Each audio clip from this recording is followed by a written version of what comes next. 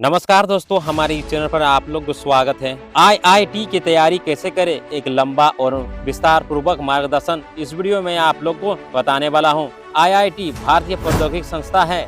में प्रवेश पाना हर विज्ञान छात्र सपना होता है। इसके लिए आईआईटी जेईई मेन एडवांस कहा जाता है। जेईई मेन एडवांस की परीक्षा देनी होती है, जो देश की सबसे कठिन परीक्षाओं में से एक मानी जाती है। यदि आप आईआईटी की तैयारी करना शुरू करना चाहते हैं तो आपकी एक समर्पण योजना और सही मार्गदर्शन और लगातार मेहनत की आवश्यकता होगी। पीछे हम विस्तार से बताएंगे कि आईआईटी की तैयारी कैसे किया जा सकता है और आईआईटी में कितना समय लगता है, कौन कौन से सब्जेक्ट होते हैं। नंबर 1, परीक्षा को समझे। आईआईटी में प्रवेश के लिए आपको 2 परीक्षाओं को पास करनी होती है। जेईई मेन यह पहले चरण में परीक्षा होती है। इसमें फिजिक्स, केमिस्ट्री और मैथमेटिक्स प्रश्न होते हैं।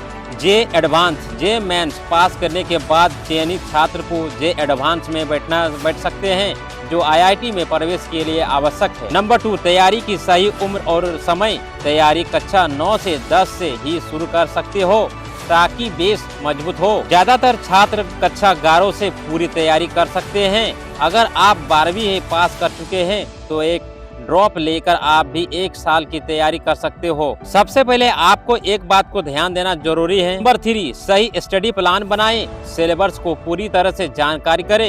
एनसीईआरटी किताबों को शुरुआत करें। फिजिक्स, केमिस्ट्री और मैथ तीनों विषयों गहराई से अध्ययन करें। जेईई मेंस का सिलेबस 11वीं और 12वीं में किताबों को आधारित होता है और उससे मैक्सिमम प्रश्न पूछे जाते हैं। सबसे पहले टाइम टेबल बनाएं और हर विषय को समझ दें। कठिन टॉपिक के समय ज्यादा समय रखें और साप्ताहिक हर दिन में रिवीजन करते रहिए और लिखने का अभ्यास करते रहिए। पिछले 10 वर्ष के प्रश्न पत्र को हल कर आप अनुभव पता कर सकते हैं। नंबर 4, अध्ययन सामग्री, स्टडी मटेरियल। आईआईटी की तैयारी करने के लिए आपको स्टडी मटेरियल की जानकारी अवश्य होना जरूरी है। सबसे पहले सिलेबस को जानकारी होना जरूरी है। कौन कौन से सब्जेक्ट होते हैं। Physics Verma, DC Pandit, chemistry NCERT, OP Tandon, marathon and beyond origin, math RD Sharma, season Aryan series online source है। यूट्यूब चैनल एग्जाम अखबार के साथ आप जुड़ सकते हैं। फिजिक्स वाला जैसे चैनलों से आप पढ़ सकते हो और आसानी से आईआईटी एग्जाम को क्रैक कर सकते हो। सबसे महत्वपूर्ण बात यह है कि किताब खरीदने की जरूरी नहीं है। एक ही किताब को बार बार आप पढ़ सकते हो। किताब के पीछे भागने से बेहतर है कि एक ही किताब को आप बार बार पढ़े। नंबर 5, कोचिंग जरूरी नहीं है या नहीं। कोचिंग से गाइड, टेस्ट और माहौल मिलता है। यदि आप स्वयं शुरुआत करते हैं तो सेल्फ स्टडी से भी आप आईआईटी क्लियर किया जा सकता है। ऑनलाइन कोचिंग भी अच्छा से आप विकल्प चुन सकते हैं। हम इस चैनल में इस तरह का कंटेंट देते रहते हैं आपकी जानकारी के लिए। नंबर 6, नियमित मॉक टेस्ट दे और पिछले परीक्षाओं में पेपर सप्ताह में 1 बार आप मॉक टेस्ट दे सकते हैं। पिछले वर्षों के पेपर को हल करें ताकि परीक्षा और पैटर्न को समझ सके। गलती का विश्लेषण करें और उन्हें दोबारा ना दोहराए। नंबर 7, मनोबल बनाए रखें और मानसिक स्वास्थ्य का ध्यान रखें और लगातार करते रहें। लगातार मेहनत के बावजूद मानसिक थकावट आ सकती है। बीच बीच में ब्रेक ले। ध्यान लगातार या हल्का व्यायाम करें। पॉजिटिव सोच बनाए रखें और असफलताओं से सीखने का मौका मिलती है और असफलताओं से सीखने का मौका होती है। आईआईटी की तैयारी करने के लिए आपको टाइम टेबल बनाना बहुत जरूरी है। 8, अनुशासन और निरंतरता। रोज पढ़ाई करें, एक दिन भी ना छोड़े।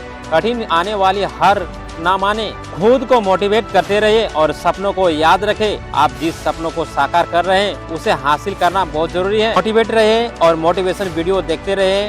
निष्कर्ष, आईआईटी की तैयारी एक लंबी और मेहनत भरी यात्रा है, लेकिन यदि आप सही दिशा और लगातार प्रयास करते हैं तो आपको निश्चित सफलता होगी।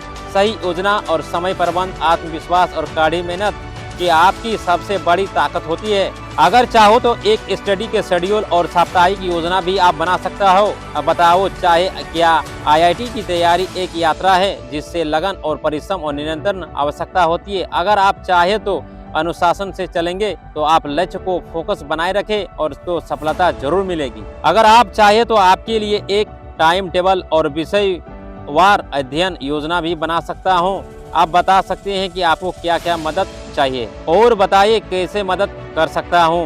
तो दोस्तों, हमारे इस चैनल के साथ जुड़े रहें क्योंकि मैं इस चैनल में इस तरह का कंटेंट देता रहता हूं। भविष्य में कुछ सीखने के लिए मोटिवेट रहिए और करते रहिए। और हार ना माने जब तक ना हो।